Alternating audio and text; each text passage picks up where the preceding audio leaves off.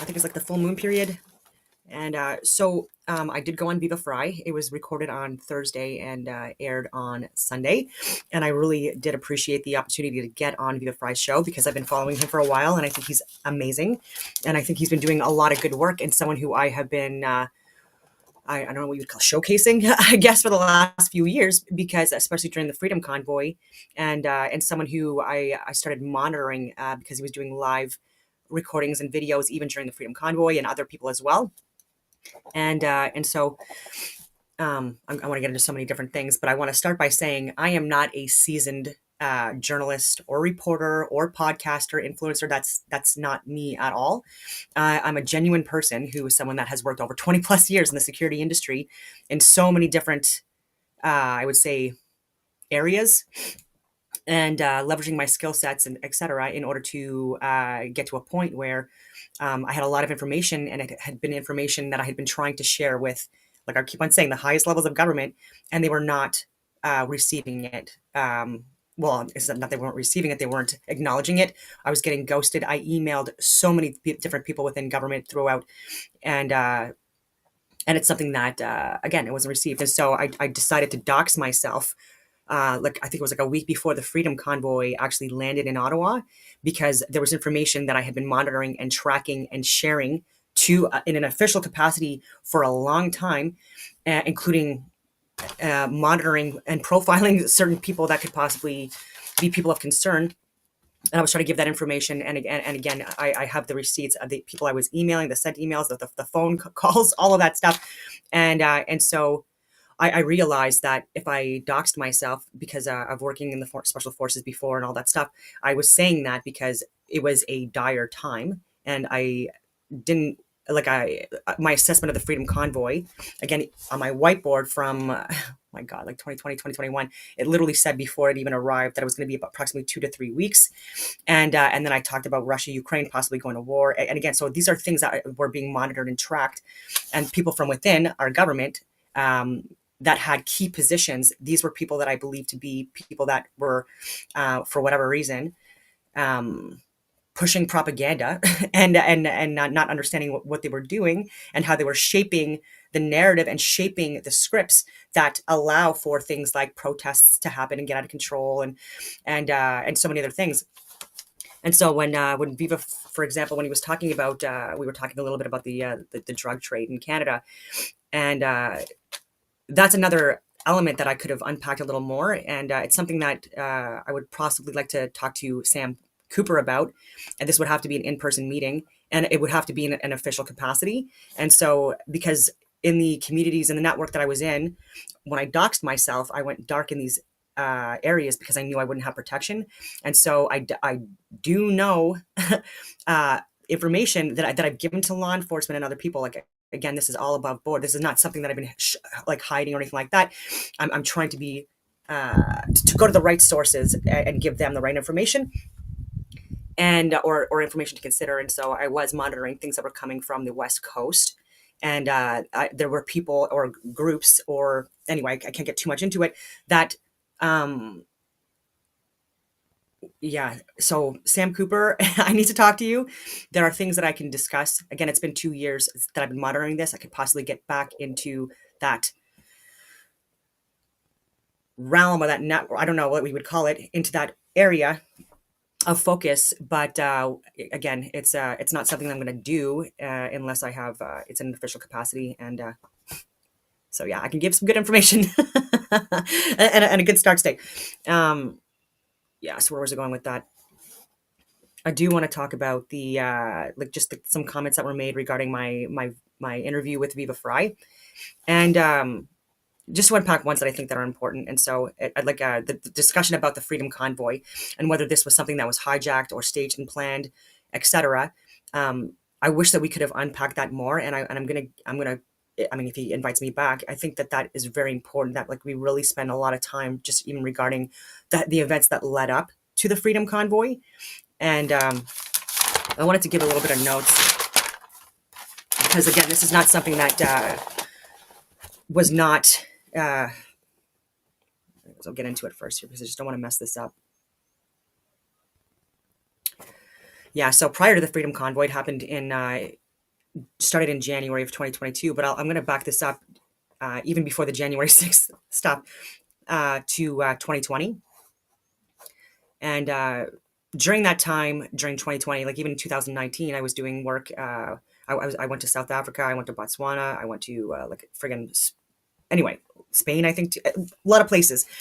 And within that community, I was given by so many different people. It's so hard to unpack here, but like people of interest and people that I had working relationships with and or personal relationships with or friends, and there were people that I had established contact with during the 2020 period when the pandemic was like it was really in full force, and these people were of concern because again I was working with so many different elements, right? Not just like multiple different government agencies, but also people that were civilians or citizens, veterans, etc. And even with the Discovery Channel, with the primitive survival stuff, there were people within that network as well that I had communication with, not work with, well, not Discovery Channel related, but separate from that. And so anyway, so I had a lot of information, and so there were people that I was monitoring and profiling. I don't even know what you would want to call it, and having conversations with, and these are people that were involved in. They were, again, a lot of people do this, and it's not a crime, but again, when it's exploited or monopolized, I think that's a different story. And so I was getting information and was talking through things with these people. I was giving advice. That sounds so cocky. I wasn't giving advice, but it was just I was trying to give information saying that within these meetings or within these or like there's risk, because especially if people don't have cell phones or access to anything like that to prove what was said, things could be taken out of context, and it could be deceiving, or you could be lied about and then painted as even a domestic terrorist, for example. And so within that community, it's like you try to help. Okay, when people are trying to sabotage, you try to help, right? And so like that's why I think that people should be like monitoring and policing their own before, I don't know. And so I was monitoring that, and a few other people, multiple other people, even that time frame. And so even when like with I'm just going to give the example with the Coots case. Again, I'm not a seasoned journalist, so I'm very genuine when I'm talking about this stuff. It's off the cuff. And again, this is not my expertise communicating this stuff. It's being an international security analyst. And so, yeah. And where do I want to go with this stuff? Because there's just so much. So within these networks, I was warning people. I'm saying like, look, there are going to be people that are plants embedded, and these are people that they're either going to be trying to help or try to make things worse and radicalize people, incentivize people to doing bad things. Because again, there's possibly an agenda there that can help the narrative that people within government want to shape to make people look like terrorists or whatever. And then that's exactly what happened in Alberta. And so you had the Coots case. That is something that I was reporting from the beginning. I said that this was an absolute travesty. I was calling it out. I said that honeypots, RCMP, that like what they were doing and alleging that these guys were going to do, like conspiring to murder RCMP, that was all a lie. And these guys went to jail for that. And so so again, like these honeypots from the RCMP in Alberta, you guys fucking suck, respectfully. And that's not the way you do your goddamn jobs, because look what happened out of that, like the fallout of that. So you thought you were doing a good thing, maybe, but but you weren't. And so you need better training, like respectfully. And so there was no bail and stuff like that. And the concern leading into the Freedom Convoy, because this is something that even before it got to Ottawa, like I was saying, I have the receipts on my social media. I was saying it's going to come here. And so we had about a week, I would say, to prep for that. And so I reached out to people I knew from Parliamentary Protective Services. Why? Because I've worked with them before multiple times, like even afterwards. RCMP, I gave it to a contact that I had in the Special Forces, someone that was really well read in, who I had a relationship for many years. And I trusted, and he trusted me. He's out now, and it's been over 2 years. So again, I can communicate this. I will never say his name. And so it was confirmed to me that when I gave him that information, it was, again, it's just to allow them to have that time to plan and prep and be ready so that they weren't caught off guard, right? Because people within the government, like the cabinet and House of these friggin' people, They were even doing things like with the highway cams. Like, again, this is all information I'm forgetting so many details now because it's been a few years, but they didn't want people to see how big it actually got. And so, and then I was also showing footage of people coming in from North Bay, and there were videos and photos that I had from that. And these, again, this was not suspicious, but I was saying it was concerning because like there was no insignia or way to even identify who these people were, what country they were coming from. We have our ideas, obviously, and so I was saying that if these people that are non-Canadians are part of policing or monitoring or responding during the Freedom Convoy, that's probably not a good thing. And so even before the convoy, I said it's possibly going to be between 2 and 3 weeks. I've got the whiteboards for receipts, and I was saying these are the possible things that can happen. And I was also looking at what happened during the January 6th protest, whatever you want to call it, what led up to that, what happened during it, and who was involved. And so when I say that it was a staged and planned event, that's it's so hard to unpack that because there are people that were involved in the Freedom Convoy, including myself. I was downtown, like when the convoy came into Ottawa, like even before they got here in the staging areas, I was literally out with a friend. So again, I got proof, and I was out with food. I was out with sandwiches that I made, apples, water, all of this stuff. And as I was going down the line, I was also looking for people that were possible instigators that are working for government, and I was even sharing, there were people that were dressed as veterans. I knew they weren't friggin' anyways. And what they were saying even during that, it was just silly. And so we were like, truck these guys. Like, they're like, I don't know what this is about, but like rein them in, because like these guys are a little bit too emotional during this, right? Like this has to be peaceful. This has to be respectful. And so I'll reiterate, I had so many friggin', whatever you want to call it, pokers in the fire. And so like even for the speeches that were happening downtown, I was even assisting people because people knew who I was, like for certain elements, and to like let me see their speeches. Is the speech good enough?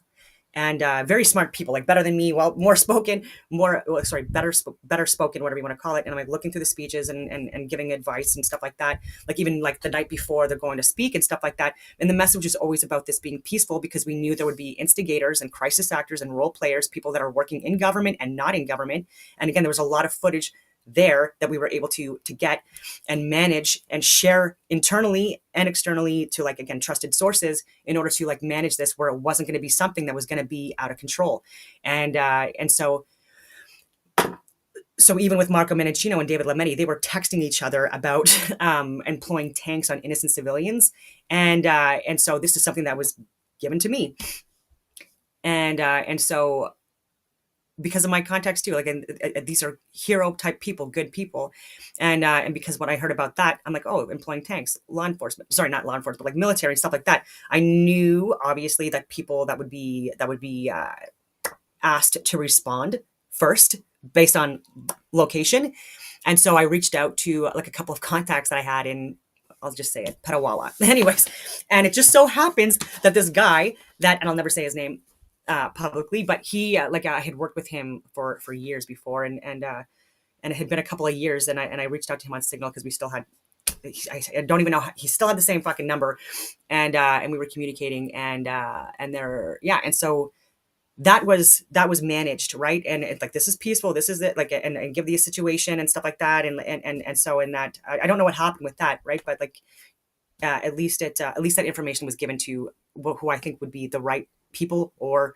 good enough people to get the information out, possibly to make sure that things didn't escalate if they didn't need to, right? If there people are getting messaging or intel or mainstream media videos, and like that's how they're painting the scene, then that was completely wrong. And I even shared that again, mainstream media, like in Canada, it's just fucking ridiculous, respectfully, and a lot of misinformation, and they were exploiting the Freedom Convoy and coming up with their own friggin' scenarios, like what was happening, and trying to paint it as being against, like again, it was like we were seditionists, we were anti-vaxxers, we were misogynist, we were terrorists, all of these things, and so they needed to keep on pushing that message, even though that was not the case at all.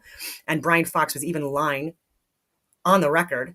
And I was sharing these videos about the arson. He was blaming the Freedom Convoy people, like people that were actually there, grassroots people. So this is a thing. There were people that were legitimately heroes, and I've named these people since the beginning. And so I don't want people to think that this was a waste or anything like that. The Freedom Convoy, I've said this, look at my previous videos for literally years, that this is something that could have went really bad had the people that were organizing it to sabotage it had they won. And because it got so big and the people that were involved wanted this to be peaceful and effective because it was important for Canadians and international, whatever you want to call it, people, um, we had to try to do it right. And so there were people that like we were in communication. I literally had a full up like command post in my friggin' house. I was working like 16 to 20 friggin' hour days, not paid. And again, it was just important. And so the people that were part of the blockades, people that were part of the checkpoints, people that were in parliamentary protective, like all of these elements,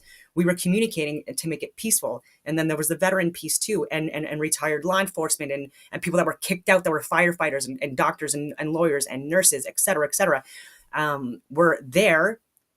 And again, they were being peaceful and they were being respectful, and they just wanted to have a platform in order to share the medical, scientific, and government data that wasn't getting out there by this corrupted regime, whatever you want to call it.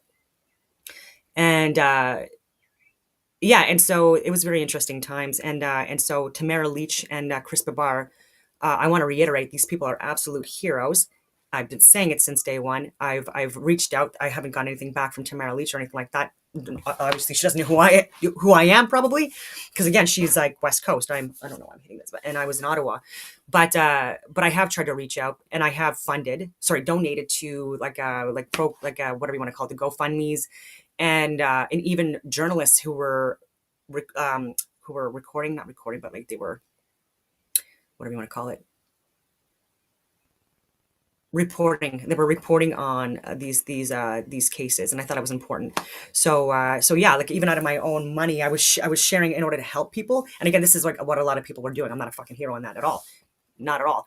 These people are, and so she's still, now the Crown now wants to appeal, and have it where she's possibly going to get jail time, and she is a literal hero, and someone that helped make this as big as it was, and as peaceful and well coordinated as it was. And she was talking also with law enforcement. They wanted this to be above board, and again, just get medical, scientific, and government data out there that people were not getting, like the debunked original trials, like not aspirating needles, like the VAERS, like overinflating the deaths and the infections within. There was so much. Like a possible lab leak. Look into this stuff. We're giving you the data. We're giving you photos. We're giving you video. We're giving you names, like government, Canadian government. Look at this goddamn stuff. And look into the Wuhan games. And so it still, it doesn't surprise me, but it does. But like it was October 18th to the 20 something or whatever of October of 2019. This was before the pandemic, before the Freedom Convoy, and before the pandemic was declared, like if I haven't already said that, but there were multiple military members who were representing their specific countries in the Wuhan Games, which is military sports games, or whatever you want to call it. And my God, I can go on so many different lists. But so yeah, and so it was really, and then Pat King as well, someone else, like for years I've been sharing that he went to court. And in Alberta, I shared all of that stuff. I said what happened with it. They were not able to prove that they were able to isolate a variant or isolate the virus, if you want to be specific. And that was big stuff. And that was like 2021. And so if people want to say that I'm slamming the Freedom Convoy or talking negatively about it, it does kind of like, I don't know, it's upsetting, but I understand where people are coming from, because again, I'm not perfect with my words. I'm just going on all over the place. But so yeah, Jeremy McKenzie is someone I knew even before the Freedom Convoy, and I was monitoring. And so when people were saying that, oh, this guy is a concern, I'm like, this guy, I've looked at all of his stuff. We've had communication. This was 2020 period and beyond. And I'm like, he's not a friggin' threat. So of course, like by 2022, before the Freedom Convoy even came, I was even publicly promoting his stuff and sharing his stuff and saying like that he's actually like again, he's a veteran, and he's not someone that's like well spoken, like a seasoned reporter or journalist or like general or anything like that. He was a ground pounder, and I think he was at CAD Southcom as well. I won't say which organization, was not with me, but and yeah, and he was just trying to friggin' help, just like a lot of other people were trying to do. And he went to fucking jail, guys, and I just can't even believe it. And over just like a comment that he made, like again off the cuff, like with friends, but again, like if you look at all the content that he has shared, again, during that time, it was he was not a criminal. And so I was saying that as well. And then I could talk about Helen Bruce because she's on the record now, but she was suspended and charged. I thought it was that first weekend. I can ask her. Literally, I gave her contact information to Viva, and hopefully she'll go on his show. But um, yeah, absolute heroes. And so I don't want people to think that I don't think that this was a good thing. So even Chris Sky, like his wife was looking at my data on my social media before I even knew who they were. And so once I fell upon his stuff, by virtue of that, his wife or whatever, like looking at my stuff, I also got a lot of information. I'm like, okay, well, this guy. And so I did a profile on him as well, and reached out, and we communicated a little bit over phone. So we've never met in person, but we did have that dialogue. Jeremy McKenzie as well. So many other people. And yeah, we were just talking and sharing notes and stuff like that. And yeah, just want to see if there's anything else. Yeah, so I think that that there was a possibility that there are people that wanted this to be small and something that could be utilized to exploit Canadians and further impose restrictions and measures and censorship bills, all of these things, just like what has happened in the past. I keep on saying false flags, but I don't want people to think that this was a false flag because it wasn't. But I will say that during the Riksdag fire in the 30s, there was what would be considered like a left-wing communist activist. His name was Marinus van der Lob. He was 24 years old, and he was actually driven by Nazis, whatever you want to call it.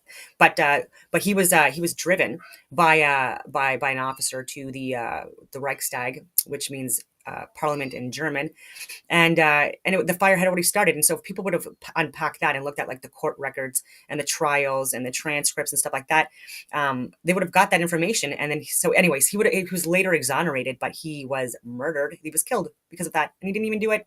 And so weird. And where was it going with that? Yeah, so people get blamed for events too, or things that they weren't involved in. It was in fact quite the opposite. And then what happened a few days after that? Like there were so many different restrictions that were imposed in Germany, so many different freedoms and civil liberties that were removed, taken away. And it was because like, oh, we need to control this. Like, oh, there's all this danger, and so like now we have to have more control. Absolutely not. You did that because that's what you wanted to happen. And then what happened when Hitler like became leader? Within days, there were like over 1,000 people that were opposed to his rulership that were executed. And so these were politicians, these were teachers, people in academia, these were people working at all levels of government, obviously military and law enforcement as well, murdered. So that's interesting. And so what to that? And so if this would have been something, the Freedom Convoy, that would have turned into some kind of a violent event, then what would have happened is Canadians as a whole, there would have been more extreme measures put in place and imposed on us. And the justification would be like, oh, look at this. This is why we have to do this. And even before the Emergency Act was declared, I even emailed Pierre Poilievre. Like I had anyway, we had back and forth a little bit, like once or twice. And because we talked in person when he was doing the door-to-door stuff, and I took that opportunity to communicate with him about a few things. And then emails exchanged through his this girl. And then anyway, where was I going with this stuff? I'm all over the place. I don't know. I lost my train of thought. But again, there's just so many different layers to this. Even my work with the SRDTs, I had a lot of contacts that I could leverage through that as well, and I was trying everything. Emergency Act being declared, yeah. So I mean, it was deemed 2 years or a year or two later that it was unconstitutional. No shit. And another fun fact, which is not so fun, but during that period of the Freedom Convoy, before the Emergency Act was declared, I was also, because I had a close friend, and she had been serving for over 20 years, and she was getting kicked out while pregnant the Canadian Armed Forces because she didn't want to get the vaccine because she was pregnant. It was high risk. She was almost 40, first pregnancy, didn't want to do it. Why? Because her and I were giving information at that point for like over a year or whatever it was, with concerns with the adverse side effects and the and what came out of the wash with impacted children. And Helen Gruss was reporting on possible links to sudden infant deaths and possibly the vaccine. But again, she was shut down before even doing a goddamn investigation into it. And then she's still in the goddamn courts. And so yeah, I was talking with someone who was a very prominent lawyer, Canadian lawyer, but someone that works in like that has international lawyer experience. It's someone that is one of the smartest people I've ever met. And so for me, I was like, if I was to choose a lawyer in Canada, this is exactly what I would choose. And this person had a lot of reach. So this person, I won't, I'll never say the name, but or maybe I will. Anyway, I was talking to her, and I was frustrated because I'm like, look what's happening to this person. Look what's happening. I'm like, this is something that can't be declared, right? And it's unconstitutional and stuff like that. And then she was, again, like, she just wasn't having any of it. And then by the end of that conversation, someone that I had knew for over 20 years, who I was close friends with, it was friggin', it was hard. But I was like, you know what, respectfully, like, go fuck yourself. Literally, I was so angry because like I knew there was nothing else I could do. Like there was no way of convincing this person, and she had a lot of reach. I can't say where, but like in the academic department, like high up, like with significant academic institutions in Ottawa. And then again, this international legal, and then even with Toronto and stuff like that, I was just like, fuck it. Like this, if this person turns or is on the wrong side of humanity, respectfully, that's interesting because this person is smart enough to find any way they can to justify measures, because again, they're smart, but again, they're on the wrong side of what's going on right now, unfortunately, and very much pushing a leftist ideology, respectfully. And that could have been stopped. And so I had my fingers in so many pots, like I said, and it just didn't work out. And I really tried, and it is what it is. Just going on all these tangents, but I don't want Viva to get any backlash for having me on, because like people are upset of how like I miscommunicated like everything that happened regarding the Freedom Convoy, because even with the hijacking, I think that arguably the people that were the grassroots hero types, people that were sick and fed up with what was happening in Canada, I think that they took that whatever you want to call that initiative or that wave, and they absolutely got involved in it, and that was absolutely coming from a noble way. And I've said I attended it. I had family that were involved in supporting it, and people, again, it was a lot of hope that was instilled. And so with that, if this would have went bad, then that could have even been worse for Canadians. So this was very important that if it got really big, it could be too big to manage or control. And we just gotta like do all the so whats and what can happen when and who could be involved, possibly what would be the most dangerous, most likely. And yeah, so where was it going with that? And I can even do comparisons with January 6th, 2021, because this was over a year before the Freedom Convoy happened. And so even before that, months before that, there were people that were possibly being, again, like shaped into doing things or attending locations that where the ulterior motive was to make it into something bigger than what it was, exploit it, monopolize on that, and paint people as domestic terrorists, whatever, which is what they did anyways, and then start hammering people. And so there was a lot of lies that happened with January 6th. There was a lot of government embeds and plans, a lot of crisis actors involved, etc. And this is planning that takes a long time, well, at least weeks, to coordinate. And so there were people that, as part of January 6th too, they were people that wanted change. They were peaceful. They were respectful. They were there again, like just to show support for Trump during the anyway. And again, it got hijacked. Well, it got hijacked. This was all planned and stuff like that, and leaving people out to dry. And then you've got like Harry Dunn and David Lazarus, like I've talked before about, but they lied under oath, which fucked over so many of their own. So again, like people that were part of January 6th, there were people there that were still serving members of government that were there because they didn't like what certain people within their government, like the Nancy Pelosi schmucks and the Chuck Schumer schmucks, what they were doing. And so it was just a protest to like by virtue of like having like being present. with no ulterior motives. And so when you have people that were plants that were like pushing people into government buildings, knowing that this was against the friggin' laws and damaging buildings, and then recorded and being put out there as if these were seditionists, I'm like, this is fucking brutal. And it was, and it was hard to watch. And then everyone that got in jail after that, these witch hunts that were going on from people within the friggin' government, like the FBI as well, and these people were innocent, and the people that were not even in attendance over a year before the Freedom Convoy were in jail. So during the Freedom Convoy, ladies and gentlemen, there were still people in jail, obviously, from January 6th, innocent people, and that was still being pushed as riots. Oh, the worst thing that ever happened to the US, all these deaths, it was a fucking lie. Sorry for swearing. Again, I'm not a seasoned groomed reporter or journalist. It's and yeah, and so there's just a lot of layers to that. And I don't want people to think that I'm anti-Canadian or any of that stuff for my discussions on it. I'm the opposite of that. I love my country so much, and I am concerned with the direction it's been going in for years. And it's kind of hard to watch sometimes. And so I didn't want to stay in Ottawa either. I fucking hate this city. I really do, respectfully. But I stayed here because this is where I had more reach, more contacts and connections and stuff like that, and where I thought I could influence more change.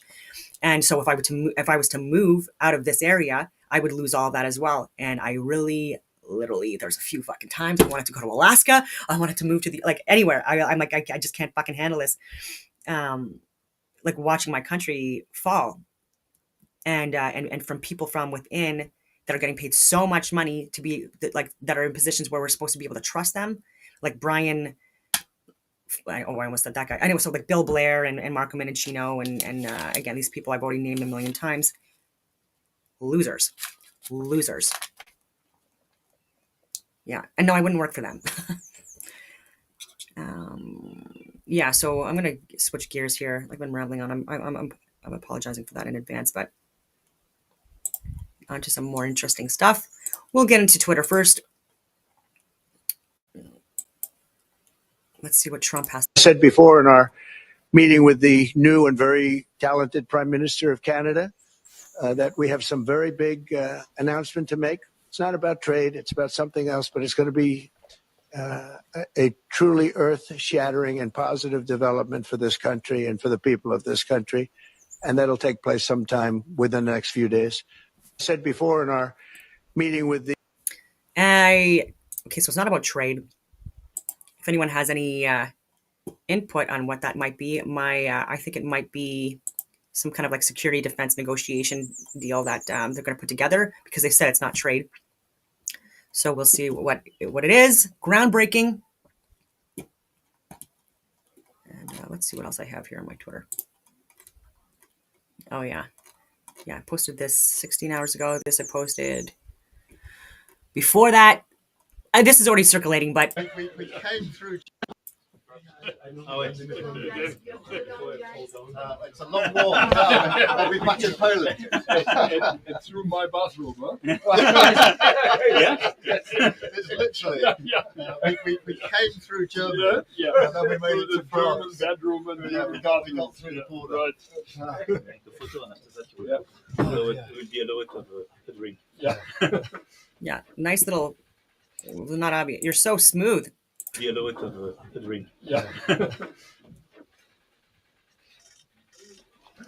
Yeah. Math. So this guy, Starmer, he's not a good leader. Macron, I've talked about him before as well. He he is a radical leftist at best, not a liberal, not a Democrat, a radical leftist with very perverse ideologies. And and so it doesn't surprise me that he had whatever that was. It's so funny that there was like, I was sniffing a lot the other day, but it might be when I'm petting my cat, there's allergies and stuff like that. But there was comment was made. It wasn't an accusation, by the way. It just said it looked like it. And so it literally within 24 hours of that comment, you've got someone that actually does snort coke, whatever it is. That's the leader of France. And Jacinda Ardern as well. Like I put out the video where she was smoking crack during a friggin' meeting with like the skull friggin' t-shirt with like the middle finger, like that. These are your leaders, ladies and gentlemen. And if they were cool and actually good at their jobs, that wouldn't be an issue, but they're brutal. And so whatever. Okay. Now on to Instagram. No, I'll do this one first. This is about China. I think that China is one of the biggest national security threats to Canada. I strong arguments for that, but let's see what Moose on the Loose has to say. Yeah, it's him. For the long-term support of China-Canada relationship, and I look forward to continue having their support, including the support of the Canadian media. China is back. Welcome back to Moose and Loose. My name's David. Today we've got Vasi Kapelos, an ambassador to China, talking about how it's time to collaborate with China now that Mark Carney's the Prime Minister of Canada. What a joke. We've also got a panel with Danielle Smith talking about the leverage she has against Ottawa with Albertans frustrated and a lot of talk of referendum. And we also got Donald Trump praising Mark Carney and leaving us all with a cliffhanger of some sort of bombshell news coming. Let's jump into this. So first up, we got this one, some updates here. So we've got 3 more ridings that are getting recounted, judicial recounts, Terra Nova, Milton East, and Windsor. Currently, the Liberals are leading by 12 votes in this riding in Newfoundland. The Liberals are leading by 29 votes in this one, and the Conservatives are leading by 77 votes in this one. So at most, the Liberals can only flip 1 more seat, and possibly these other 2 seats could get flipped back over. Got Marty up north posting this one, which is really interesting. He's created a visualization here of the country west to east. He's calculated all the rejected ballots, and these ones here are all from Quebec. There's more rejected ballots, as you can see here, 2%, 2.5%, 3%. There's way more rejected ballots in Quebec than any other province. What is going on here? What is going on in Quebec? Very interesting about that as well. I wanted to share some stats in case people don't know this. Canada is a small, well, it's a big country, but small population. Ontario is more populous than Quebec. In 2021, Ontario had a population of just about 15 million, while Quebec had, it was close to 9 million as of July 1st, 2021. So Ontario's population was 38.8% of Canada's total. Quebec's was 22.3% of Canada's total. Why is that important? Ladies and gentlemen, le Bloc Québécois in Quebec, they are the party that people vote when they're more conservative, right? And so if the Bloc was not in Quebec, it would be people voting conservative, largely. Obviously, like there's going to be whatever you want to call it, outliers, but for the most part. And so these are votes that conservatives will never get because, they don't have that in Quebec. The Bloc is the conservative party. And I'm happy to say that, what is her name? Diane Le Boutillier. She was like a friggin' liberal government moron. No, I'm just kidding. I'm slamming people too much today. I shouldn't be doing that. But she was not a good leader. And she was representing Gaspé, which is an area that I grew up in, and I still go frequently too. And so they just got someone that the leader is Bloc, and so that is a good direction, I think, at least in that area. And but yeah, so they're losing a lot of votes, and so this is also why people within the western areas are frustrated because they're seeing so many different things. They're seeing Ontario, specifically Ottawa, is fucking everyone over, but especially the western provinces. And then Quebec, like there's no voter trends in Quebec that they're ever going to lean towards conservatives, and so it's really frustrating just how hard it is to get conservative representation within the House of Commons. And I do really think that we should have more of a proportional representation than first past the post for so many different reasons, but this being another element or layer to that. And it's unfortunate that you have people like Cam Davies, who, fell onto my lap for like someone to look into. And I did. And I do recommend that there be respectfully background checks conducted on him if he's someone that is going to be a disruptor in Alberta, because he is someone that has branched away from the Conservative Party. He was in Danielle Smith's, whatever you want to call it, her party, or whatever you want to call it, part of the staff, and he has since just recently broken away from that, and he's now part of his own party that is very focused on separating from Canada. So fully pushing this, the referendum. I know a few people as well, friends and family that are living in Alberta now, and they also want to friggin' separate, but it's because they're pissed off, and I understand where they're coming from. But like, there again, it's the Hegelian dialect. It's it's this crisis was possibly created knowing that that would be a likely outcome, and again, this is causing more division, more clashes within the conservative ridings, and it's unfortunate because it's not helping. And we've been at that for a few years. So even in 2021 and 2018, you could see that there was more people voting PPC, and and so we are not united across Canada by any means, and there are people that are not helping, even within our own parties. Doug Ford not helping. Cam Davies, respectfully to you, you're not helping. And he is someone that was in San Diego for a few years. He was a Marine. He served one contract. Again, veteran. So, like, thank you for your service. It was a very short contract. Moved and started companies. Tried to start companies. And with people, I can't even talk about that stuff. But anyways, look into him. You're welcome. If you're in Alberta and you're interested in this stuff. So these are just a few issues that we should be looking into as well at addressing regarding Canadian politics and voting.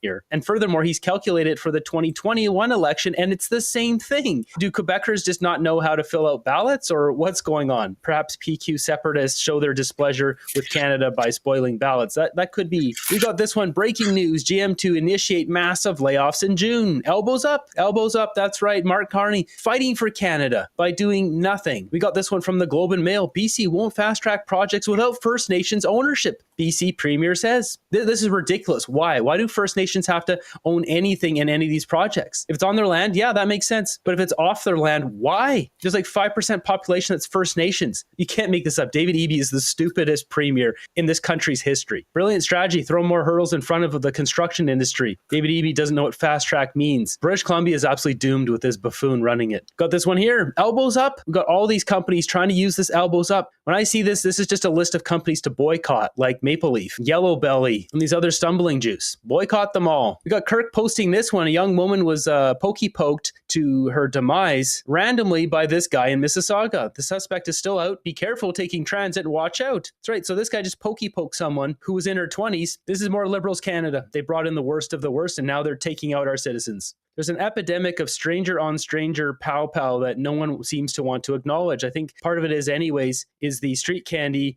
are making them more angry. The Liberals just allowed the worst of the worst people to come in with no police background checks, and that's why we have these problems. Next up, we got this panel here on the Levine Show with Danielle Smith. They're talking about Alberta separation. Oh, the Levine Show. Levine. He was just announced to be in something Homeland Security or whatever you want to call it within the Trump cabinet.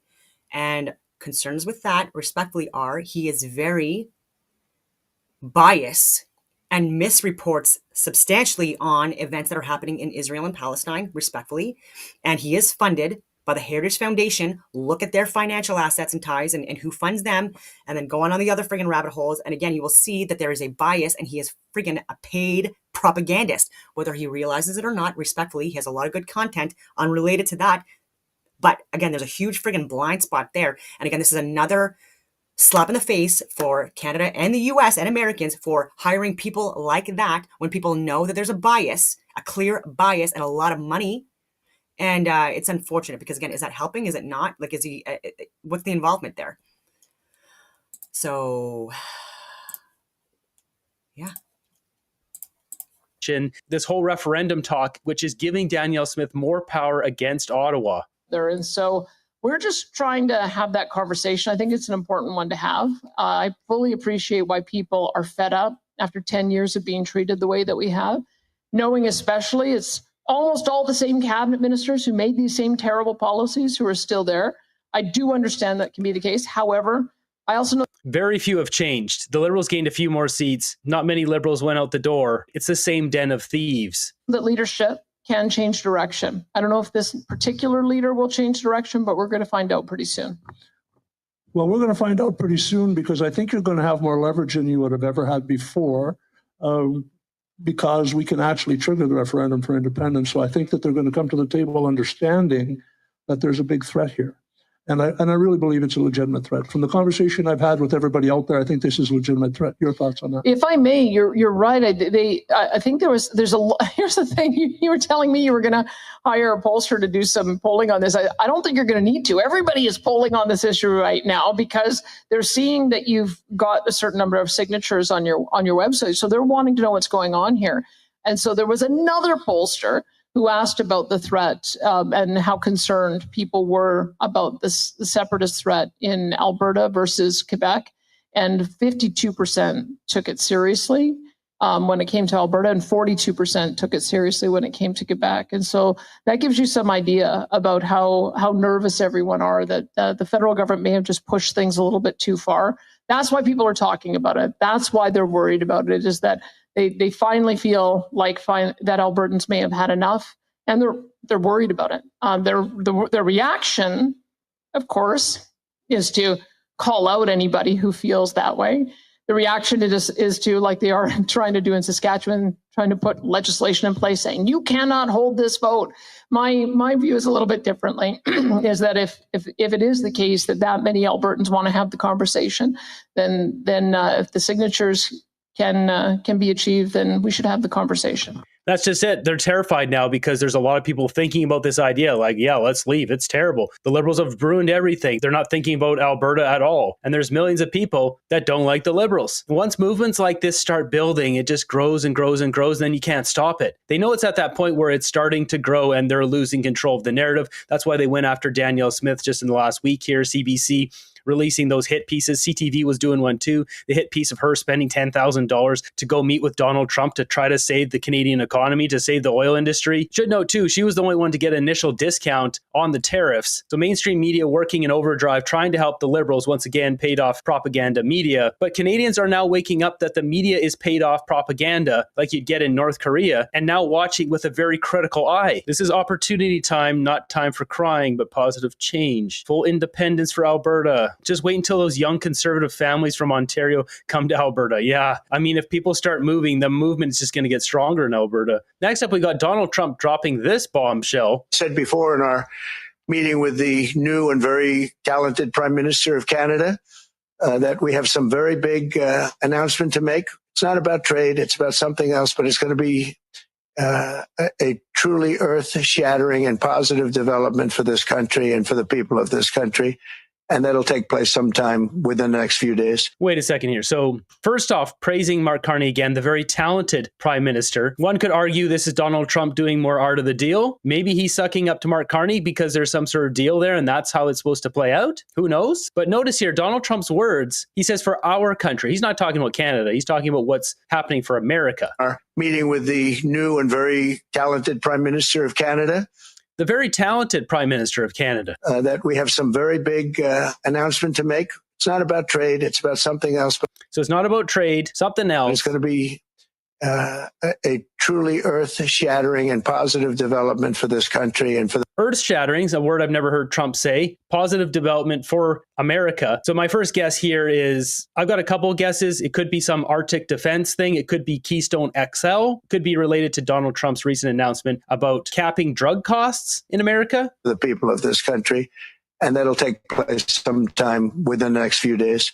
So people of this country. So if we take a look at this one, it says Donald Trump will sign executive order to cap drug prices. This is pretty crazy. Prescription drug and pharmaceutical prices will be reduced almost immediately by 30 to 80% and will rise throughout the world in order to equalize and, for the first time in many years, bring fairness to America. This is amazing, though. This is really something good for the people. Drug companies are ripping people off. And this is the same thing coming from Newsweek. Donald Trump vows to reduce prescription drug costs by up to 80%. So it could be this. He had a tweet about this as well. It says, for many years, the world has wondered why prescription drugs and pharmaceuticals in the United States of America were so much higher than they were in any other nation, sometimes being 5 to 10 times more. So he goes on to blast the drug companies in here, but he mentions again 30 to 80%. Could it be this, his deal with China? even though Mark Carney was there and he talked about it with Carney, could have nothing to do with Canada. Trump leaving us with another cliffhanger once again. Carney agreed to give Alberta to US. Yeah, right. US is going to adopt the metric system. That's not happening. Someone in here said offer citizenship to Canada. That's possible, probably not that likely. Economic union, military base, and icebreaker deal for Northern Passage. I think that's quite likely. Keystone, another one. Trump ran our election, now he's running the country.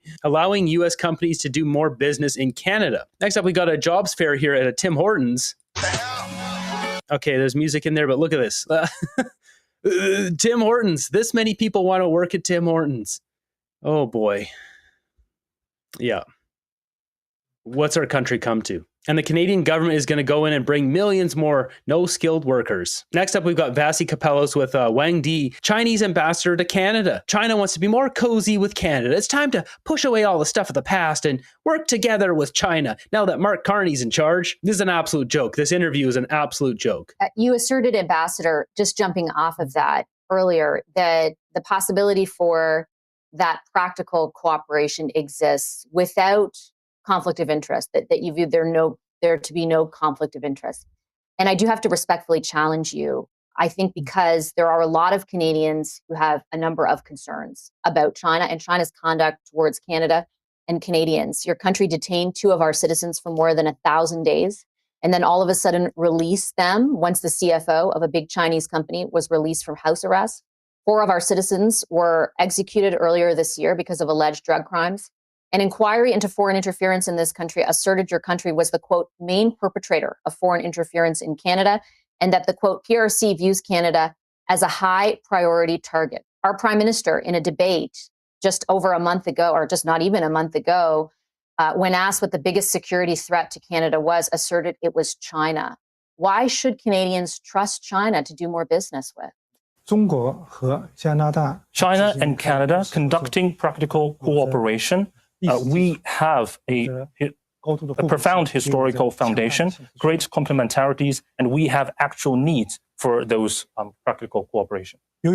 First off, this guy doesn't speak English and he's the ambassador of China is a little odd. Don't ambassadors learn a lot of languages? Because of a reason that everybody knows about, China-Canada relationship suffered setbacks in the past few years. And the causes of the event and also the merits of the case are very clear. But China now is ready to move on and look ahead. We are ready to work together with Canada to bring our relationship back onto the right track. We're ready to look ahead and just forget about all that meddling in our election and having Xi Jinping trying to help Mark Carney win the election. Forget about that, guys. It's time to look ahead. This is preposterous. But for that to happen, our relationship should be founded on the right basis. First of all, China and Canada should have a correct perception of each other. China always regards Canada as our partner, and we hope that Canada can also regard China as a partner. Nope. No, thank you. National security threat. And mutual respect is important. No. Mutual respect? You guys meddled in our election. Why did they bring this guy on? This is so stupid. And we should respect each other on the issues concerning each other's core interests. Really, what happened to our Michaels? What happened to the people that you guys killed? Canadian Chinese nationals over the drug charges are talking about. What happened with the gain of function? What happened about not reporting it? Li Wenliang dying allegedly of COVID, like in the early COVID days and stuff like that, trying to share information. He's an actual Chinese hero, and he's been since exonerated for what he was able to share with the world. Again, a hero, and these guys were lying about it. The Wuhan Games that happened in October of 2019. Again, I will reiterate: we have Chinese police stations, Chinese military, Chinese drug traffickers, criminals, money launderers, etc., etc., and yeah, national security threat. For interest, the CCP just captured Zhou Tei's family in Hong Kong. They had goons following his campaign team to the point where they couldn't campaign in Canada. This guy looks as trustworthy as giving your debit card to Justin Trudeau. For interests. Mutual respect is a very important principle if one wants to have a relationship with another. And that also applies to state relations as well. And another thing for China and Canada to bring our relationship back onto the right track is that we need to seek common ground while resolving differences in a constructive way. China and Canada have a lot of differences, and this is very, very normal. Because the Chinese spies, I'm calling them spies, that were the top scientists, even in Manitoba, we were sharing this information, and these people instead they got to go off scot-free, no criminal investigations at all done, and so jail. Oh my God, these people. we are different in history, we are different in culture, and we are different in political systems. Yeah, our political systems are getting closer every day, though. That's the problem. But one very important goal of two countries to develop a relationship is to serve the interests of the people of the two countries. Whether China has interfered in Canada's internal affairs and whether China is a security threat to China, I have made China's position very clearly multiple times, and I am ready to share it with you here today as well. But you guys meddled in our election, so no amount of flowery talk takes that away. We should be distancing ourselves from China. We should be forcing all Chinese companies who own business and land in Canada, forcing them to sell that stuff. They shouldn't own anything in this country. We can't own land in China. They should not own anything here. We should give them. I'm loving this video. I hope people are enjoying it, and I hope you're liking my commentary as well, because we have been selling land to China, and again, not China the country, but like criminals from within, corporatist elitists, and they've been buying our lithium mines, like $250 million, like even in BC just a few years ago, and consistently before and after that as well. Again, they're buying a lot of our land. It's in key strategic areas or resource rich, obviously. And why are we doing this? So they're talking about like all this industry development and stuff like that that's going to happen in Canada under the Conservatives, not under Mark Carney. He's hollowing us out even further. And what he's focusing the industry on is tech and AI and climate scam shit, ESG, CBDC bullshit. And it's not anything that is going to allow us to have any form of sustainability or independence within our own country, not only now, but in the future. And it's just interesting that we're putting ourselves in a situation where we're going to be essentially colonized by these individuals who are going to exploit us for our resources under their own management. And there's going to be slave labor, and it's going to be interesting. So thank you. Thank you very much, Justin Trudeau and Chrystia Freeland and Mark Carney and Mark Mills and Bill Blair and you friggin' losers. I hope you get jail. Them 1 year to sell off their assets and get out of Canada. I can say it very clearly to you that China has never and does not have any interest in interfering in Canada's internal affairs. We know that's not true, though. These guys meddle in all these by-elections because they want their pro-CCP guy in the government. Not only that, they were caught helping Mark Carney trying to win the election. Millions of views being pushed on WeChat trying to change the vote of the Chinese diaspora community in Canada. Turns out those Chinese diaspora community voted conservative because they were trying to get away from this, the Chinese communism they ran away from in China. I think it is absolutely absurd and makes no sense to smear and attack China of interfering in other countries' internal affairs with all those kind of groundless and ambiguous excuses and pretexts. I think the increasing louder voices of calling for stronger cooperation with China here in Canada represents the will of the people. And just one final question, because if I understand what you said correctly, it is that there is a lot of opportunity for both countries if we are able to put our differences aside. And you characterize those differences as normal. The issue, as I see it, is that there are many Canadians, based on not a desire to smear China, but assertions that their own government has made, evidence provided by that government, who don't feel like the differences are normal, who don't feel like what happened to Michael Kovrig and Michael Spavor was normal, or the 4 individuals who were executed because of alleged drug crimes or foreign interference in our election system. I understand you deny that that is the case, but we have been shown otherwise by our own government.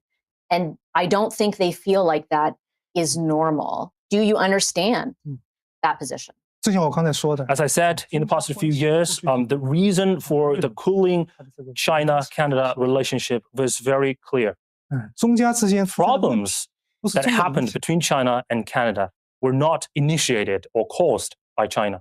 如果我们 If we look back on the past few years of our relationship, I think we will be able to come to an objective conclusion. It's very bizarre, the timing of this. This guy's popping up on CTV now. Did Mark Carney make a call to his buddy Xi Jinping? Hey, get the ambassador over here. We need to start working things out. I mean, if we look at the timeline of events, Bruce Flatt, the CEO of Brookfield, went to go meet with the vice premier business leader in China, one of Xi Jinping's top guys. You can see here, Chinese vice premier encourages multinational companies to expand investment in China. So we've got Tim Apple, Tim Cook, and some other guys in here, but we've got Bruce Flatt right here. Bruce Flatt, CEO of Brookfield Asset Management. And you see the date, March 23rd, 2025. What happened on March 23rd, 2025? Mark Carney dissolved Parliament and called the election. They've been setting this up from the start. Dirty deals are being made where they all get rich. I mean, here's the deals Mark Carney made.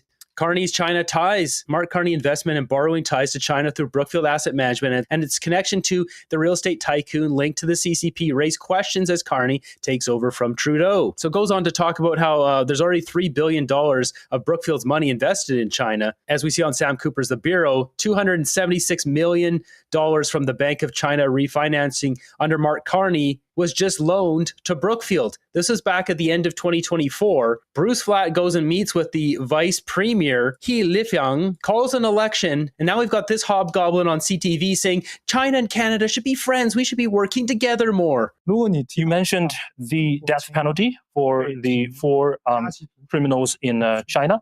In China, by our law, drug crime is a serious crime.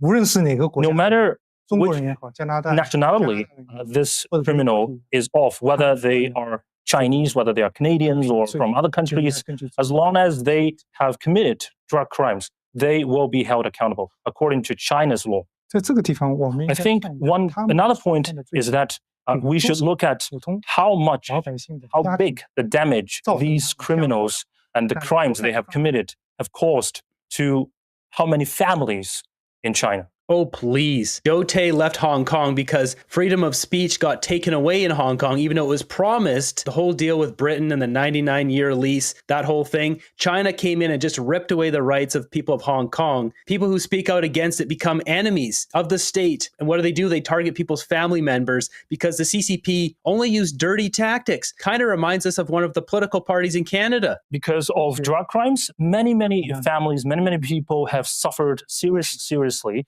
And we should pay attention to their human rights and pay attention to their well-being. So that is why China has adopted a zero-tolerance policy towards drug crimes. And we have made sure that drug problem is not as bad in China as in other countries. 因为中国有 Because China has a population of 1.4 billion, not 40 million. 中国如果 If drug problem is allowed to be a rampant problem in China, it will not only cause damages to China, it will also cause damages to many other countries. 所以我们对毒 So the zero tolerance policy against drug crimes of China is not only for the sake of the well-being of the Chinese people, but also for the greater world, the greater good of the whole world. 因为在 So now we are at a very important point of time in China-Canada relationship. At this time, if one thing is very important, that is mutual trust that you have mentioned. It's funny, this guy talks about the rule of law when he talks about street candy. There's no mention of the draconian control that the government has in China. There's no rule of law in China. It's only rule of the CCP and whatever they want. So in order to rebuild mutual trust and deepen the trust between our two sides, both sides should make joint efforts to build up positive factors in our relationship. 所以在这个方面 So on this regard, I thank the Canadian friends for their long-term support of China-Canada relationship, and I look forward to continue having their support, including the support of the Canadian media. What is this crap? Why do they put this on CTV? I don't necessarily know what that means. And I will just really quickly point out that I know you say the evidence doesn't exist. The government has told Canadians something very different, and there have been, leaks of intelligence to show otherwise. But I will leave it on that note. I take the point that you made, and I appreciate you making the time for the conversation. Thank you very much, Ambassador. Thank you. Thank you. You have this opportunity. What a clown show. Why is this guy on here? It's just China assuring Canadians that Canadians won't own anything and be very happy. I don't understand the purpose of this interview. Why would the Chinese government send someone who doesn't speak English for an interview? Canada needs a correct perception of China. Very communist of them to suggest, don't bite the hand that owns you. If China owns Canada, it's technically not foreign interference. CTV, C stands for China.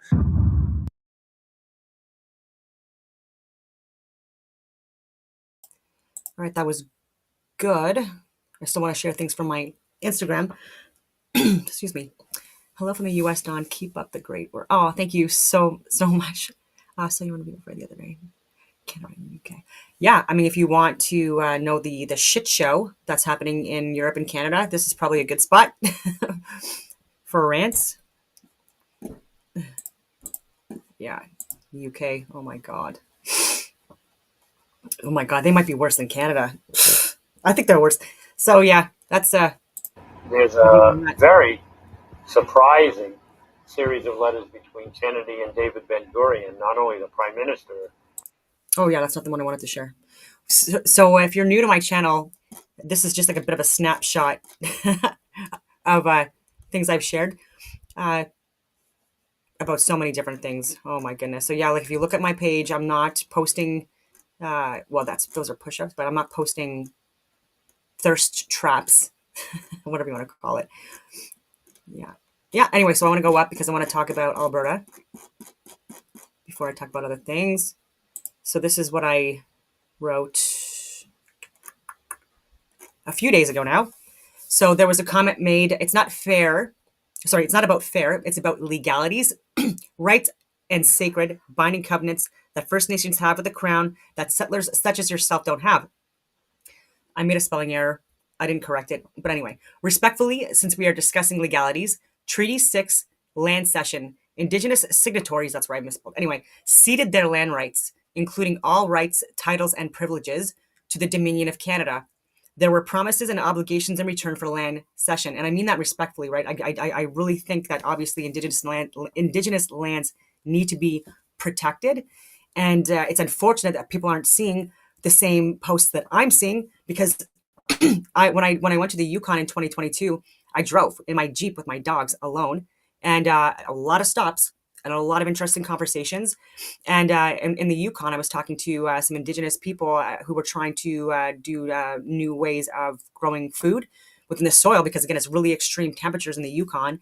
And so if they're able to figure out a way to grow food and have some form of agriculture, to me, like, oh my God, it was so freaking interesting. And so we talked a while about that, but then through that network, I was getting information that Indigenous people were getting trespass notices, they were getting eviction notices, and they were getting people from the government that were harassing them on their own friggin' land, and they were trying to come up with ways to get their friggin' land. And so, and people aren't seeing that piece, and so they've been managing it just fine. You know what I mean? Again, like we all have our pros and cons and stuff like that, but like they haven't like exploited the land or anything like that. So if anything, they're maintaining and preserving nature and living it in a more, I would say, eco-friendly way than a lot of freaking Canadians. And so, and it's a very interesting way of life. And so if they want to live like that, it's again, I've immersed myself with my life experiences, like through like even being in the Gaspé Z, but also being on the Discovery Channel with this primitive survival stuff. And even it's just it's a very unique, interesting lifestyle. And I think that I don't know why it's not more respected. Like these people are strong, right? And so like we've got to focus on how to like maintain that, and then again have this like have their traditional culture and traditions like more practiced and stuff like that, because we're seeing a lot more drugs, we're seeing a lot more generational trauma, because it's just very isolated, and unfortunately, and again because of language barriers and integration within other areas being difficult and not required. Again, if we can just address things, but I'm going on all these tangents. But so respectfully, that happened. I wasn't there, and this was a couple hundred years ago. And so is there something we could do about that now? I don't know. And I don't think that the Crown necessarily should have influence over Canada. And I do, especially with King Charles and what we know about the royal family and human and drug trafficking rings and being supported and enabled and having people from within on lists, just like Carney is on a list and Trump is on a list, the same lists. And again, I'm not saying that they committed crimes, but I'm saying like why? So you know they're on the list that's been released. Why have there been no investigations that we are aware of?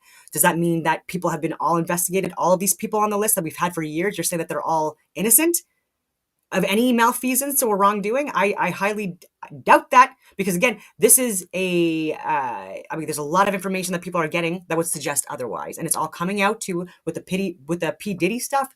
But again, people still need to look at Epstein's list, because if there are people within government, especially if they're the friggin' prime minister and president of a country and they have committed crimes, maybe, just maybe, they might not be the most moral or ethical leaders for this period of time, and maybe they will use their positions or titles to monopolize or exploit and take advantage of people, because again, they don't care about societal outcome, they care about shareholders. And but then it gets into capitalism and how when it's not checked appropriately, then it leads to societal collapse. Always, in all times, we get this universe 25, and I just don't understand why people don't see that. But so people keep on saying like, oh, what do we do? We just increase the taxes for the people that make the most money, because then they're being limited. When they get too extreme or radicalized in their exploitation, and like I've said, even Mel Hertig said this like decades ago in a book I read, that when you increase taxes for corporations, especially the ones that make a lot of money and can afford to maneuver internationally, these are the companies that will leave and always have historically left Canada and other countries because of the being penalized, and they're doing these tax havens like Carney has done. They're moving their companies to the US from Canada, for example, like Carney has done, and even more. And so we're in that stage right now.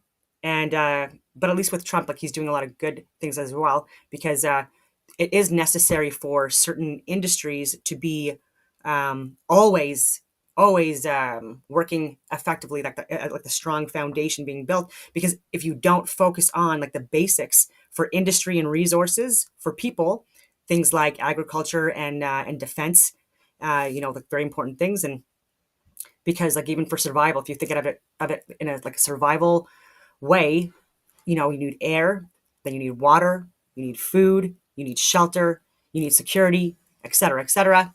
And that's like the Maslow's hierarchy of needs. It would be the same thing for building a community in various different ways. But anyway, and so these need to be met. These need to be met, because if these are not met, then people die. And so, and then you can thrive eventually. But again, you got to focus on the basics first. And for example, within Canada, for food, for water, for air, and things like that, these are being impacted in ways that are causing more harm and more reliance on exports than imports. Even and again, this is very important that we address. And in the short term, it's going to mean that we're going to have to invest taxpayers into building and developing or rebuilding, developing these industries. For example, in Ontario, with the mines, with hydroelectricity, with nuclear energy, there's resources, multiple different resources we can acquire here.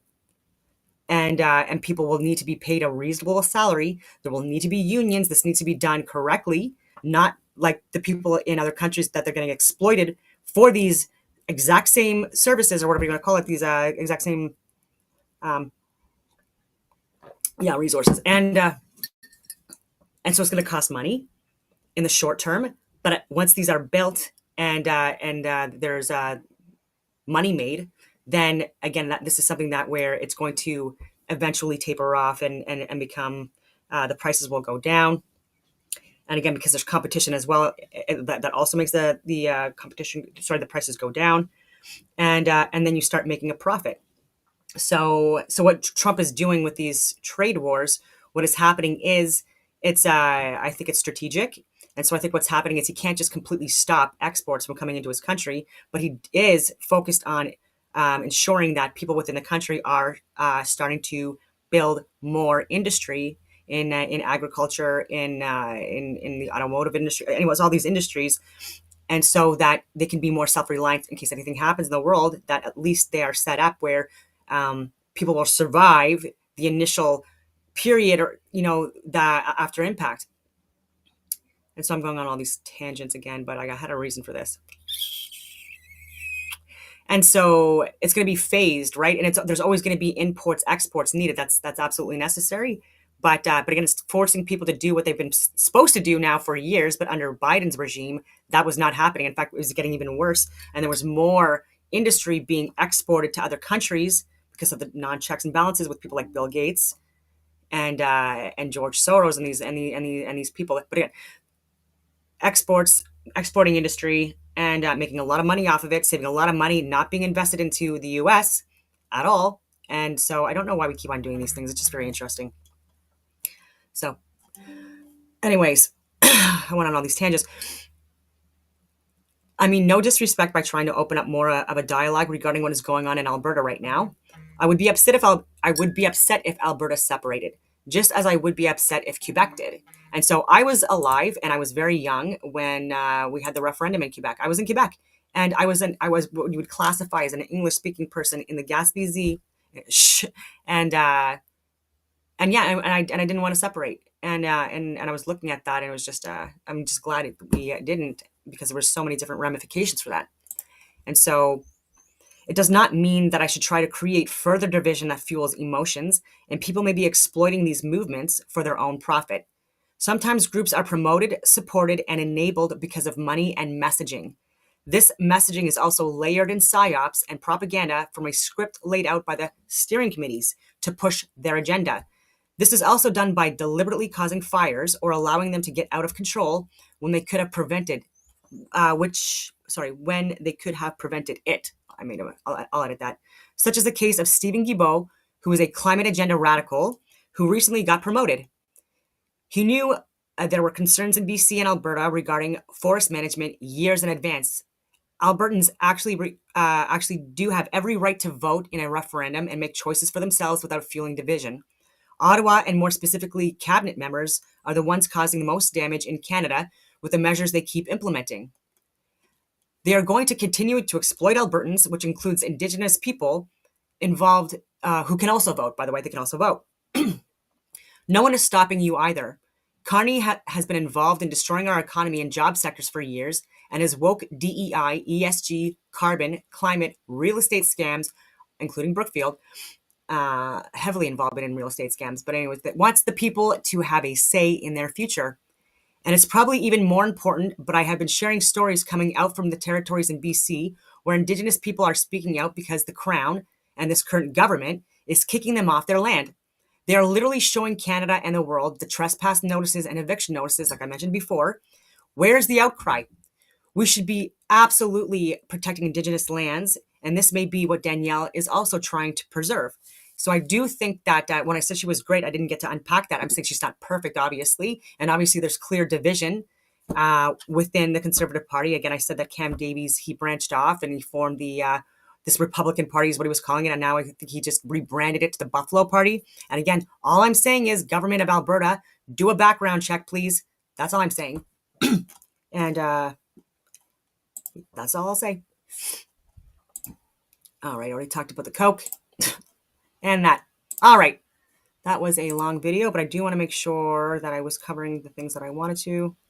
It looks like I was, except for, oh, I do got one more. It's less than 5 minutes. And then I got to get to the gym and meet a friend at some point. This is from Rebel News.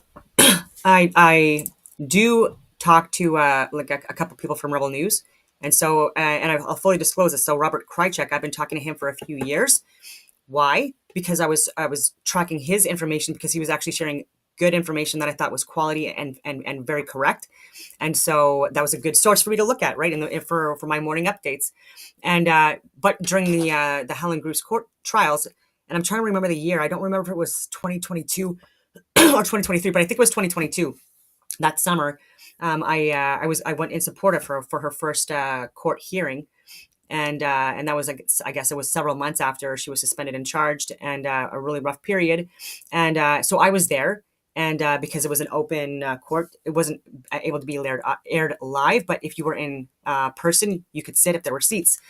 And so I went, and it was unfortunate because I didn't know any other person that knew her. I expected several people to be there. Like I thought it would be like people in support of her. And anyway, I was the only one, and so like that was kind of frustrating. So like after that, like I spent like I was following it was like a week long, and again like I lost more friends because I was just friggin' like so upset with a few people, and I'm just like why were you not here? And they're like I can't go because like it's at this it was at Huntmar, and then there was just so much heat on people, and people were still suspended and stuff like that. So anyway, so like what can we do? Like what do we do with that? Like. And so anyway, it is what it is. And so she's still in the friggin' courts now because she just got friggin' convicted, or whatever you want to call it. It was internal, but of like discreditable conduct. My ass. She's a friggin' hero. So my ass. And yeah, I really wish she would have had more support. Like that was rough. I felt really bad for her. And she went through it like, oh my God. Anyway. So, and I talked to Robert Krychek, and I gave him some information and stuff like that throughout, and I still have from time to time, but I did go dark for a few months, not because of him, but it's because like I didn't like Rebel News was kind of pissing me off, like full disclosure. Well, except for like Tamara Lugioni and this lady, and a couple of others, but like David Menzies and Ezra Levant were just like, I'm like, you guys are just not helping.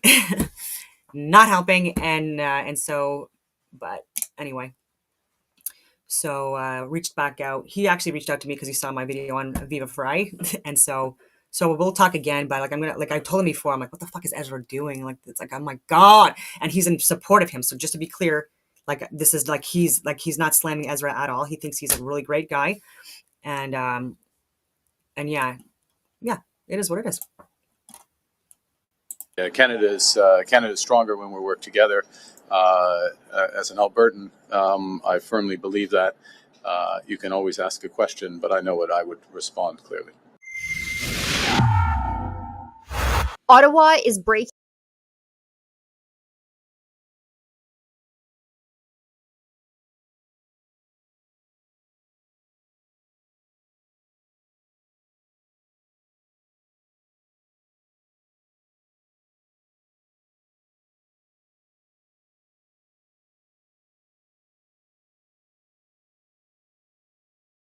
This country, and 50% of Westerners are saying maybe it's time we let them. Now let's cut through the political spin and get right to the truth. Alberta and Saskatchewan didn't break Canada.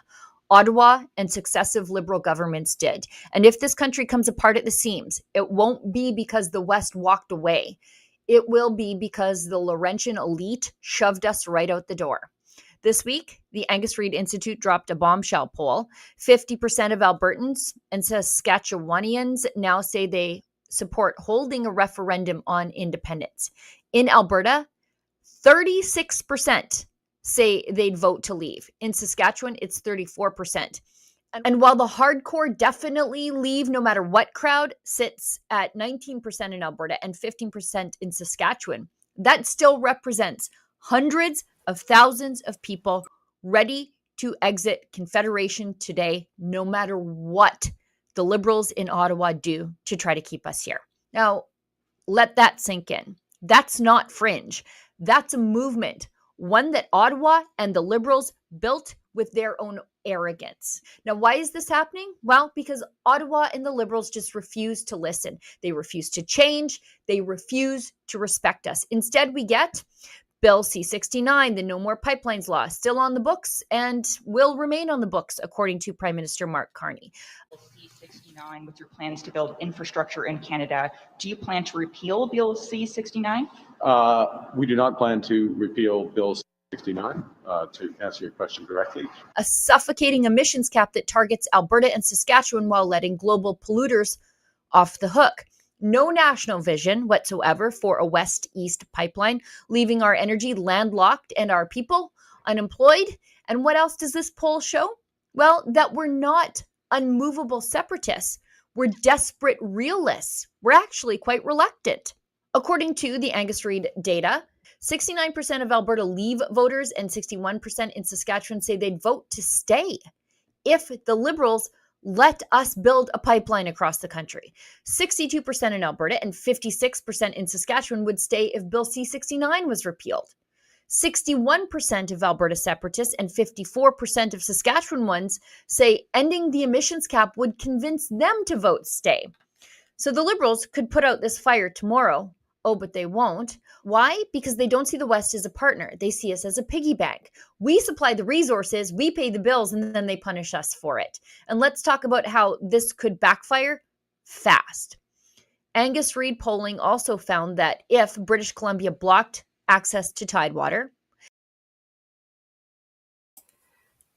I'm just sorry, I wanted to stop this because how long was I muted for? I'm just curious because I went on a bunch of tangents, and so I just want to if I have to re-tangent myself, I will. And thank you for calling that. I really appreciate it.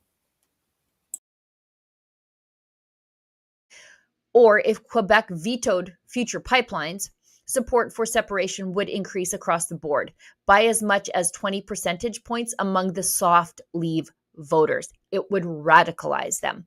Even Indigenous protests won't hold back the separatist tide. Among the definitely Leave group, a full majority said that major Indigenous resistance would actually make them more likely to support separation.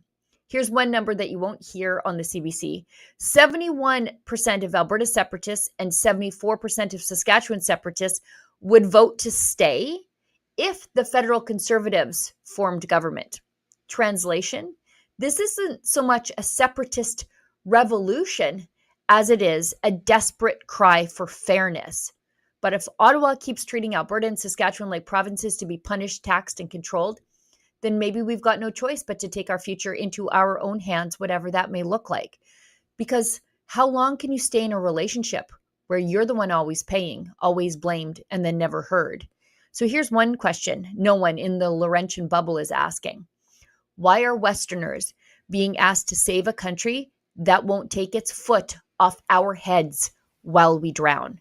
If Ottawa won't change, maybe it's time we did.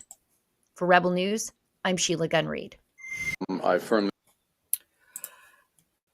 Oh, yeah. And so what I was saying when the Rebel News started was that, I think that they've had a relationship possibly that pre-exists or predates the last few years. I think that because of the circles and the communities and the networks that they've been involved with and around, there's a possible long-term relationship that has been built, and possibly things like this strategized well in advance in order to help a friend out. And then when you have a friend that is in a really prominent, significant position of a country with access to a lot of resources that can be exploited, and then it just and then you see the trends of this specific person that they're friends with, that they're assisting to possibly get into leadership with the involvement of other criminals that were part of the Liberal cabinet, House of Commons.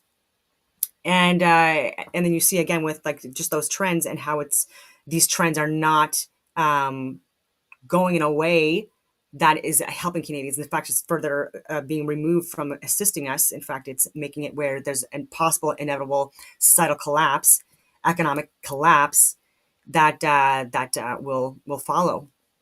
And people think that this has not happened throughout history, or that this has never happened before, and it has. And it's just I don't understand why we just keep shaping the narrative based on the script from the steering committees in such a ways, and over a period of so many years. It's just it's phenomenal, and how we just play into it with so many different organizations involved, including NATO and WEF and the UN and EU and Bilderberg and it's just, and how they select people specifically that, whether they know it or not, are playing into these scripts. And even I was even saying during what was going on with Russia, Ukraine, I was also heavily involved in that and the Afghanistan pullout. And see, I keep on going on all these tangents, but I'll focus on Ukraine and Russia because I'm talking about that now. But again, I was even saying on social media that this was possibly something that was going to happen, where there was going to be a war between these two countries. And I was sharing that there was a peace treaty that was proposed and drafted and not signed. And again, this was to have peace within the country.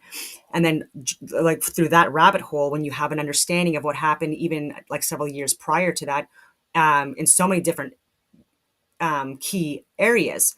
For example, in 2014, we can look at the staged and planned coup in Ukraine that involved not only Ukrainian government, but multiple government organizations internationally, including the US and Canada.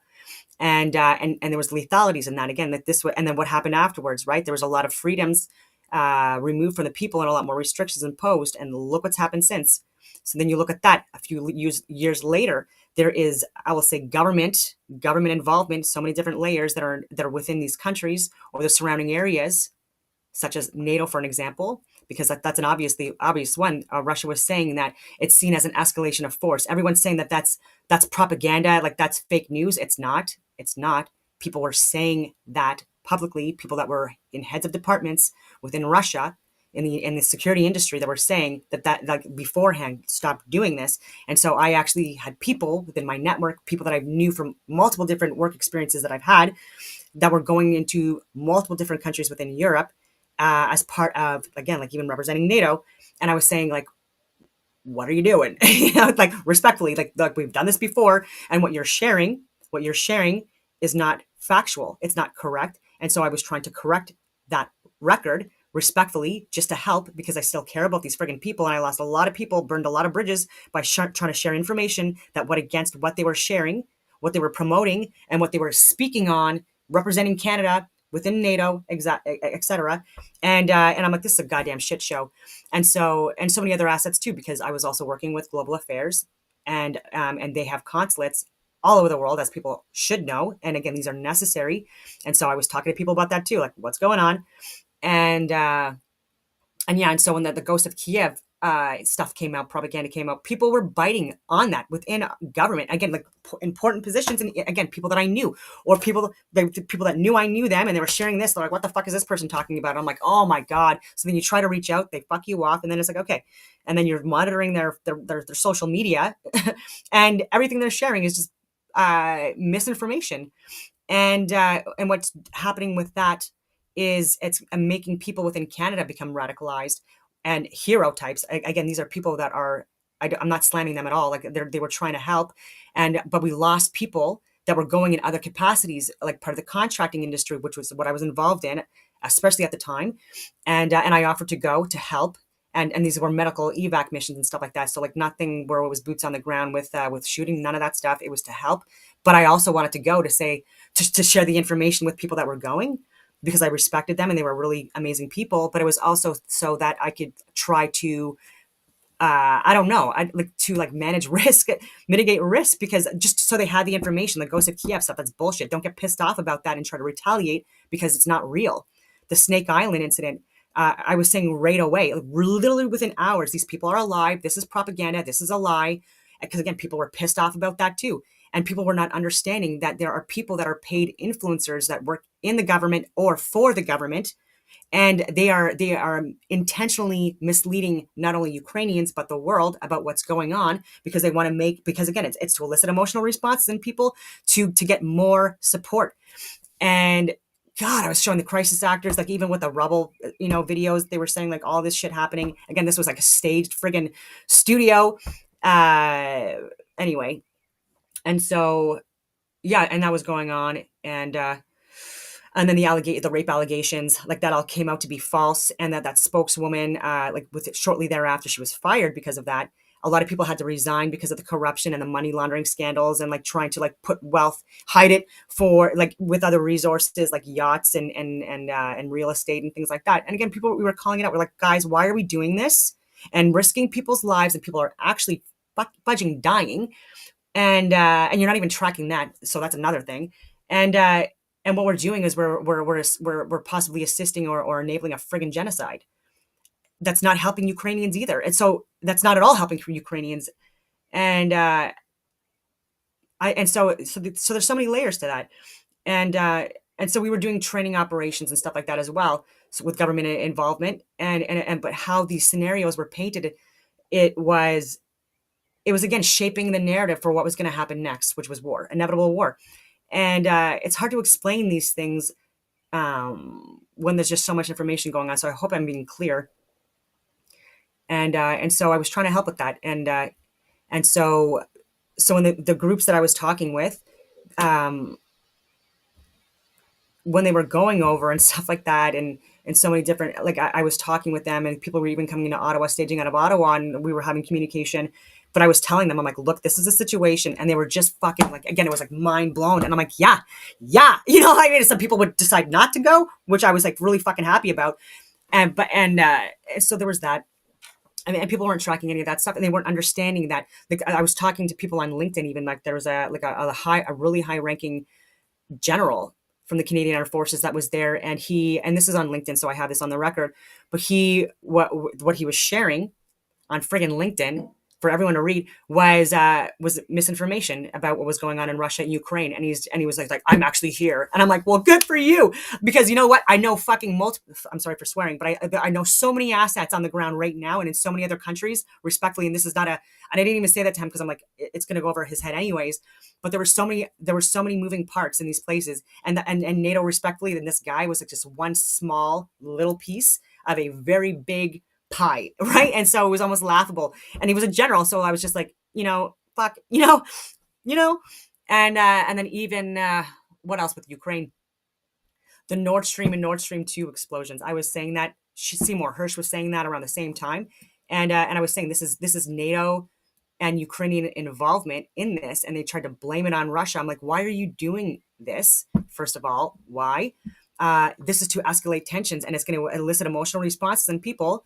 And they're going to react to that because you're again shaping the narrative, and it was just frustrating too because even Wayne Eyre, and again respectfully to him, like he was an absolute hero in his service, and a lot of people have a lot of respect for him, and then again when I was calling him out, people hated me for it.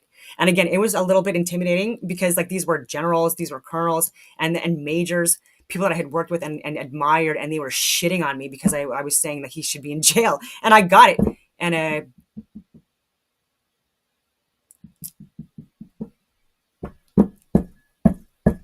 yeah,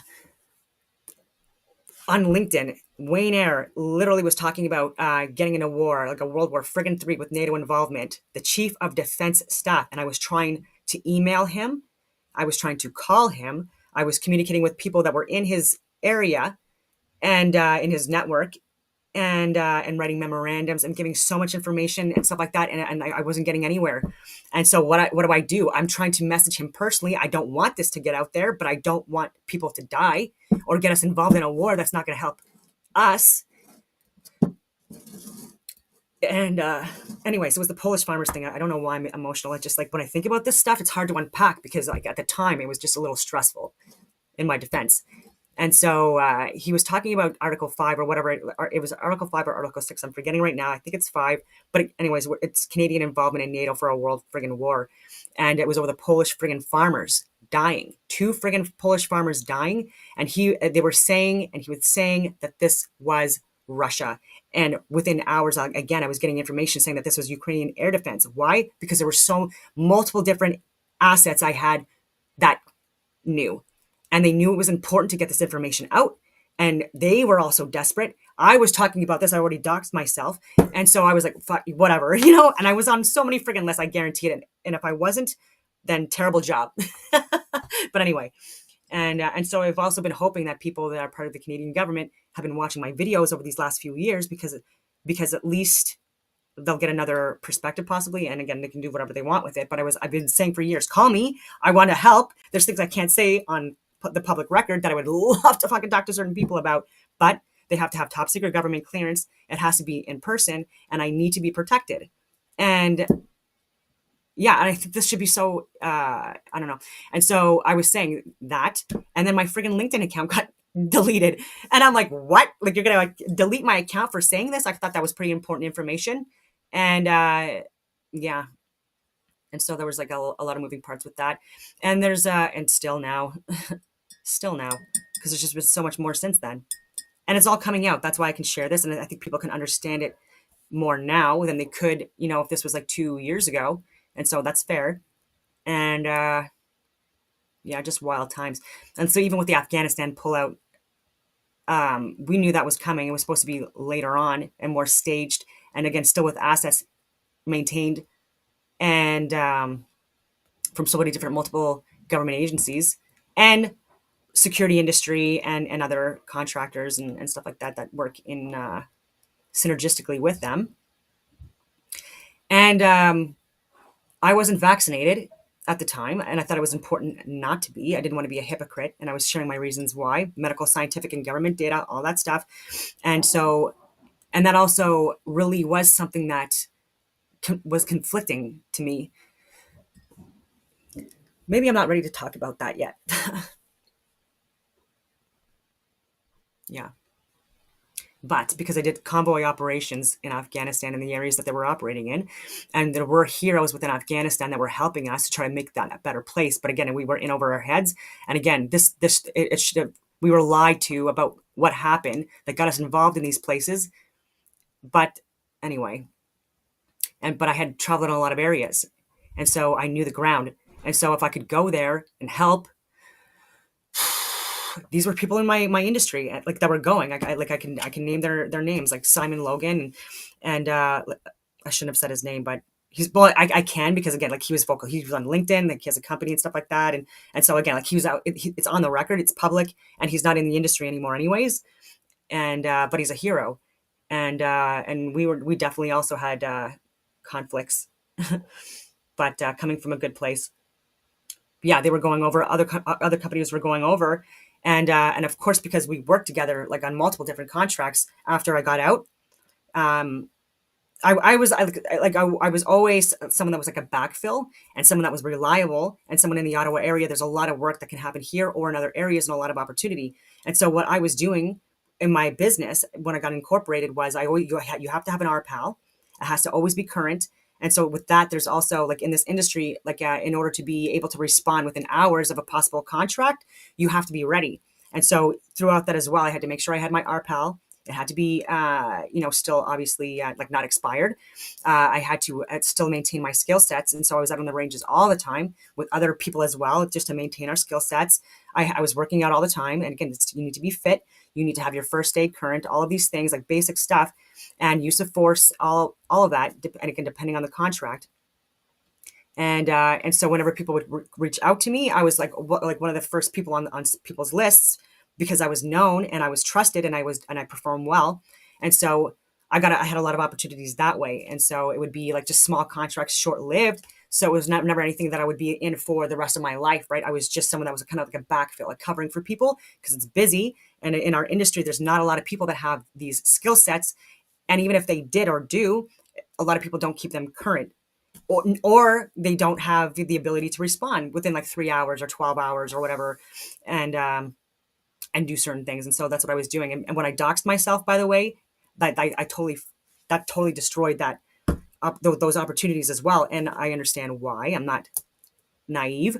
It was because I was seen as a liability at that point. And so I did sacrifice a lot to get this information out, because the people that should have friggin' known probably knew, and were sent the information, and they just refused to do anything about it.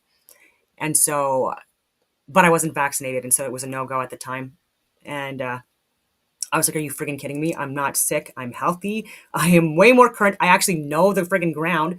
And oh my God, it was just so nonsensical to me. I was so frustrated. And again, I just, yeah, it was just wild times. And so, yeah, if anyone's interested, that's on the Viva Frei end. For anything that I can talk about on Viva Frei, let me know, and I will at least propose it through his agent, because I don't talk to him directly, obviously. And I'll just say, like, look, this seems to be what people want to talk about or focus on, and I try to go more in depth in it. So on that note, though, I will leave it at that, and I hope that everyone has a wonderful rest of your day.